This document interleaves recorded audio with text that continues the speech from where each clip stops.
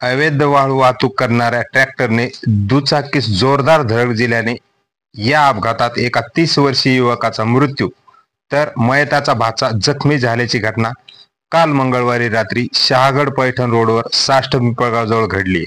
सोपान जनार्दन टेकाळे वय वर्ष 30 राहणार बळेगाव तालुका अंबड असे मृत युवकाचे नाव आहे. सोपान टेकाळे व त्याचा भाचा सूरज संतोष राखुंडे वय वर्ष 14 राहणार सुकापुरी हे मंगळवारी रात्री दुचाकीवरून शहागड येथून बळेगावकडे जात होते. त्याच सुमारास रात्री 10:30 वाजता साष्ट पिंपळगाव शिवारात एका अवैध वाळू वाहतूक करणाऱ्या ट्रॅक्टरने जोरदार धडक दिली. यात सोपान टेकाळे हा गंभीर जखमी झाला तर त्याचा भाचा सूरज हा रस्त्याच्या कडेला असलेल्या काट्यात पडला. त्याच्या डोक्यात काटे घुसले असून तो किरकोळ जखमी झालाय. अपघातानंतर वाळूचे ट्रॅक्टर पसार झाल्याची माहिती मिळाली.